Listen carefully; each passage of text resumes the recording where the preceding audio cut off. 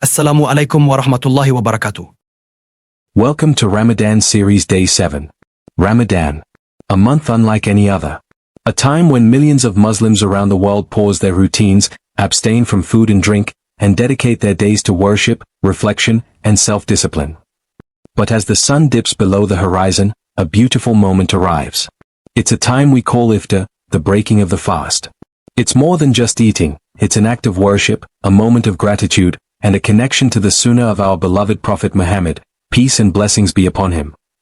Have you ever paused to reflect on why the Prophet, peace be upon him, chose something as simple as dates and water to break his fast?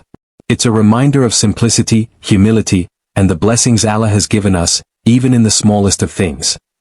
Fasting is about purifying the soul, strengthening our faith, and drawing closer to Allah. And when the time for Iftar comes, it's as if Allah is telling us, now, rejoice in my mercy and blessings. So, as we go deeper into this journey, let's look at the true essence of Iftar, the joy it brings, the lessons it teaches, and how it connects us to Allah and to one another. Iftar is much more than just breaking the fast. It's a moment that carries profound spiritual significance, a time when hearts are filled with gratitude, hands are raised in dua, and the soul reconnects with its Creator. Have you ever felt that deep, indescribable joy as you take your first bite after a long day of fasting? That moment is not just physical relief, it's a spiritual gift. The Prophet Muhammad, peace be upon him, said, "The fasting person has two joys, one when he breaks his fast, and one when he meets his Lord." Sahih al-Bukhari, Sahih Muslim. At Iftar, we're reminded of the blessings Allah has bestowed upon us. We reflect on His mercy and remember those who may not have enough to eat. This simple act of sharing food strengthens our bonds, not just with family, but with our community. Think about it, how many times during Ramadan do you gather with loved ones at the table, sharing stories, laughs, and prayers?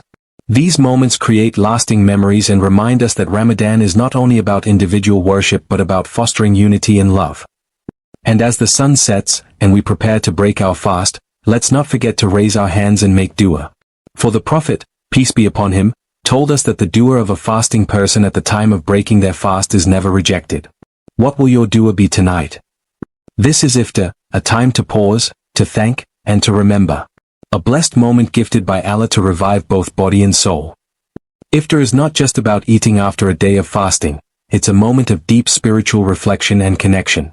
It's a time when the heart feels gratitude, the soul seeks Allah's mercy, and hands are raised in dua, asking for His countless blessings.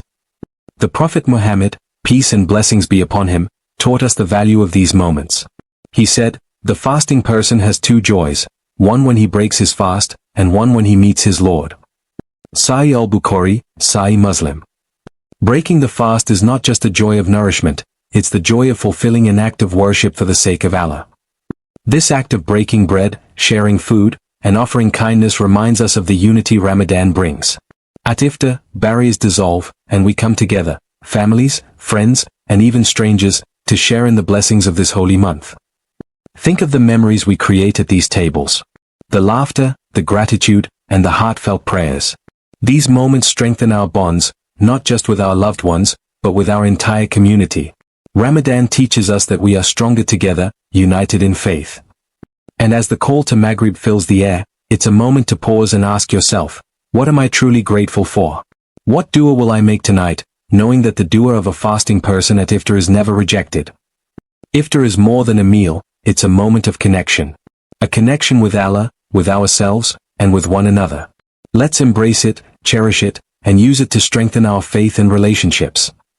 As the sun sets and the adhan for Maghrib prayer is heard, Muslims around the world prepare to break their fast. This moment is filled with blessings and follows the beautiful Sunnah of the Prophet Muhammad, peace and blessings be upon him. The Prophet, peace be upon him, taught us the best way to break our fast. He said, the Prophet used to break his fast with fresh dates before praying.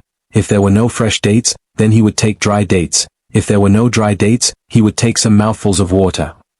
Sunnah bi Dawood. This simple act isn't just tradition, it's a spiritual and practical Sunnah that connects us to the Prophet's way of life. Have you ever wondered why dates and water? Dates provide instant energy, reviving our bodies after a long day of fasting, while water rehydrates and prepares us for prayer. These small yet significant actions remind us of the balance in Islam, taking care of both body and soul. Another important sunnah at Iftar is making dua.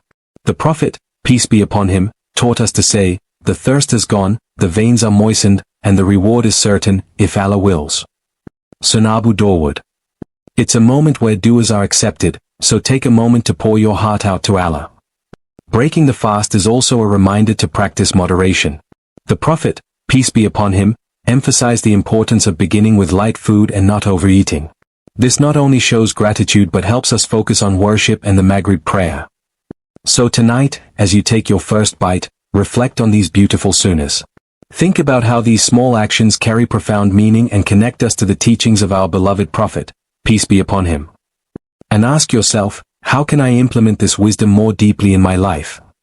Let's make every iftar not just a meal, but a moment of connection, with Allah, with our faith, and with the Prophet's legacy. Ramadan is a time for self-discipline and reflection, but sometimes, we may fall into habits that take away from its blessings. Let's talk about a few common mistakes and how we can avoid them. One mistake many of us make is neglecting to make dua at this blessed time. The Prophet Muhammad, peace and blessings be upon him, reminded us of the power of dua, especially at iftar. He said, "The supplication of the fasting person at the time of breaking the fast is not rejected." Sunnah Ibn Majah. Don't let this golden opportunity slip by. Take a moment to sincerely ask Allah for his blessings and guidance. Overindulgence is another common mistake. After a long day of fasting, it's tempting to pile up our plates. But remember, the Prophet, peace be upon him, advised us to eat in moderation. He said, "A human being fills no worse vessel than his stomach." Sunnah Ibn Majah. By eating lightly, you honor your body and prepare it for worship. Lastly, don't rush through your Maghrib prayer to get back to the meal. This is the time to connect with Allah in gratitude. Prioritize your salah, as it's a moment to thank Allah for the strength to fast and the blessings you're about to enjoy. Ramadan is a gift, and iftar is a part of that gift. Let's strive to avoid these mistakes and make our iftar a moment of gratitude, simplicity, and connection with Allah. Remember, every bite and every prayer has the potential to bring us closer to Him. So, as you prepare for iftar tonight, take a moment to reflect on how you can avoid these pitfalls. Let's aim for an iftar that nourishes both the body and the soul. Making your iftar sunnah-based doesn't have to be complicated. With a bit of planning and intention, you can transform this daily act into a moment filled with blessings and ease. First, plan your meals ahead of time. By organizing your iftar menu earlier in the day, or even for the week, you can focus on worship instead of stressing over last-minute cooking. Remember, Ramadan is a month for ibadah, worship, and preparation helps you prioritize what truly matters. Keep the meal light and wholesome. Include sunnah foods like dates and water, and complement them with nourishing options like soup, fruits, and salads. Overeating can lead to fatigue, making it harder to perform Taraweeh prayers with energy and focus. The Prophet Muhammad, peace be upon him, taught us moderation in all things, even in our meals. Involve the entire family in the process. Let children help set the table or pass out plates. This is a beautiful way to teach them the value of cooperation and sharing while strengthening family bonds. And don't forget to share your iftar with others. The Prophet, peace and blessings be upon him, said, "Whoever gives food for a fasting person to break his fast, he will have a reward like theirs, without that detracting from their reward in the slightest." Sunnah al-Tirmidhi. Whether it's inviting a neighbor over or donating food to someone in need, acts of generosity multiply your blessings.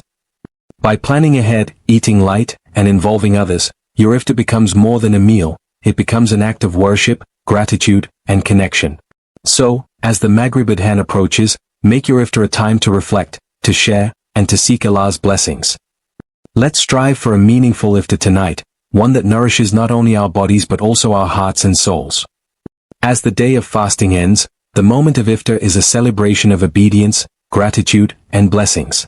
By following the sunnah of our beloved Prophet Muhammad, peace be upon him, we not only break our fast as he did but also embrace the deep spiritual connection that comes with it. Let's remember the hadith. Indeed, Allah has people he frees from hellfire at the time of breaking the fast, and that is every night. Sunnah Ibn Majah. The reward for even the simplest act of following the sunnah during iftar is immense. Iftar is not just about nourishing the body, it's about nourishing the soul. It's a time to reflect on the blessings we've been given, to make heartfelt dua, and to express gratitude for Allah's mercy. A time to reconnect with our loved ones and strengthen the bonds of community. Let this Ramadan be a time of transformation. Share this message with your family and friends, and encourage them to embrace the Sunnah of Iftar. Together, we can revive these beautiful practices and make our fasts even more meaningful. Thank you for joining us on this journey of reflection and inspiration. Tomorrow, we'll uncover the secrets of the night and explore the incredible power of Taraweeh prayers. Don't miss it. Subscribe and stay connected for more Sunnah-based insights and spiritual inspiration. Together, let's make this Ramadan truly unforgettable. May Allah accept our fast as an act of ibadah. May He continue to guide us on the path of compassion and generosity. Assalamu alaikum wa rahmatullahi wa barakatuh.